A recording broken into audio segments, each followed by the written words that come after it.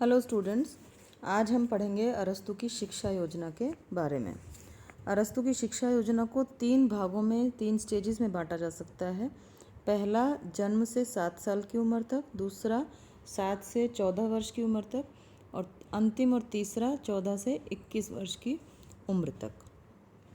ये 3 सप्तवर्षीय योजनाओं में विभक्त किया है इसको अरस्तु ने। शिक्षा का पहला सोपान जो है उनका, वो पालने से लेकर 7 वर्ष तक की अवस्था के बच्चों के शिक्षण के लिए है। इस पहले सोपान को भी अरस्तु ने 3 भागों में विभक्त किया। शैशव अवस्था, 5 साल की उम्र तक की शिक्षा और 5 से 7 साल तक की उम्र तक की शिक्षा। इसमें ये कहा अरस्तु ने कि बच्चों शैशव अवस्था की समाप्ति के बाद 5 वर्ष तक की आयु हो तब तक शारीरिक विकास का ही काल होता है, उसी का समय होता है। तो इसमें बच्चे के शारीरिक गठन के बारे में, व्यायाम के बारे में, इन चीज़ों के बारे में ध्यान देना चाहिए, जिससे कि उनके अंगों का संचालन ठीक प्रकार से हो सके। पढ़ाई का बोझ जो है वो बच्चों पर नहीं डालना चाहिए।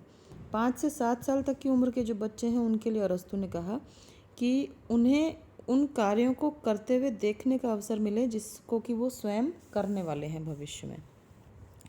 दूसरे सोपान की बात करते हैं अरस्तु, जो कि 7 से 14 साल की उम्र तक है।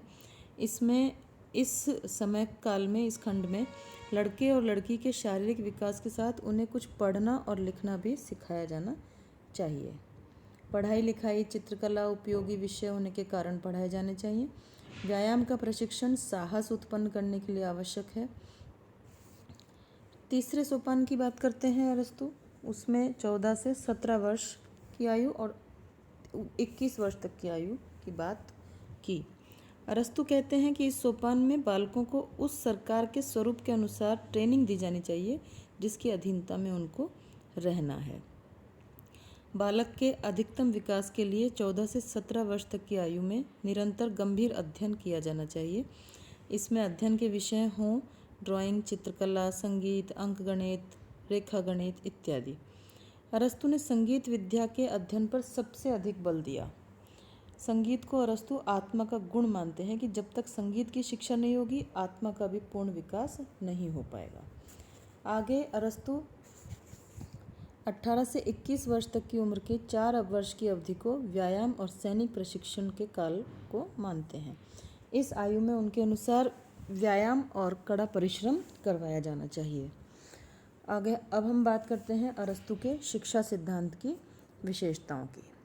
सबसे सर्वप्रथम बात करें, पहला बिंदु इसमें आएगा शिक्षा पर राज्य के पूर्ण नियंत्रण के बारे में बात करते हैं। ये प्लेटो की भांति, अपने गुरु की भांति ही शिक्षा के क्षेत्र में राज्य के पूर्ण नियंत्रण को चाहते हैं कि राज्य में निवास करने वाले व्यक्तियों को राज्य की प्रकृति के अनुसार ढलना पड़ता है, इसलिए राज्य का पूर्ण नियंत्रण जो है वो शिक्षा व्यवस्था पर होना चाहिए। शिक्षा को राज्य का दायित्व मानते हैं कि शिक्षा व्यक्ति के विकास का साधन है और राज्य का ये उत्तरदायित्व है कि वो व्यक्ति की शिक्षा की जिम्मेदारी ले। व्यावसायिक प्रशिक्षण का विरोध करते हैं अरस्तु।